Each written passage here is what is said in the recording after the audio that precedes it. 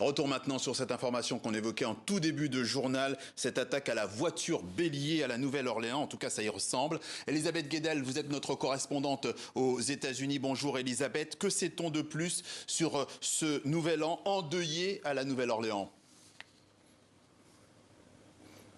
Écoutez, on a encore peu de détails sur ce qui s'est passé exactement, c'est-à-dire s'il s'agit d'un acte volontaire ou bien d'un accident. En tout cas, il était 3h15 du matin dans ce quartier français extrêmement fréquenté. Beaucoup de touristes dans cette période à la Nouvelle-Orléans, dans cette rue qui est particulièrement fréquentée par les touristes. Il y a beaucoup de bars, beaucoup de restaurants.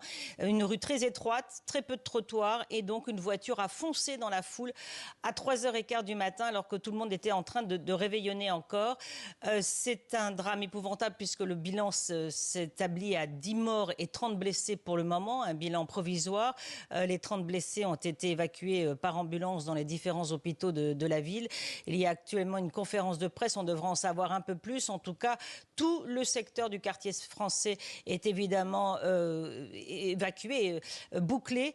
Les touristes ont été un moment obligés de rentrer dans les maisons, de se protéger quand il y a eu cet accident ou cette voiture en tout cas a foncé. Mais maintenant, tout le monde a été évacué par la police et on devrait donc en savoir un peu plus sur les motivations. Beaucoup d'inquiétudes en Nouvelle-Orléans, d'autant que le mois prochain, la ville va accueillir l'événement sportif le plus important de l'année, le Super Bowl. C'est la finale du championnat de football américain avec, ça voudra dire, des dizaines et des dizaines de milliers de personnes dans la ville. Donc beaucoup d'inquiétudes à la Nouvelle-Orléans et puis surtout une ville endeuillée par ce drame. 10 morts et 30 blessés, c'est le dernier bilan. Elisabeth Guedel aux États-Unis pour TV5 Monde. Merci à vous.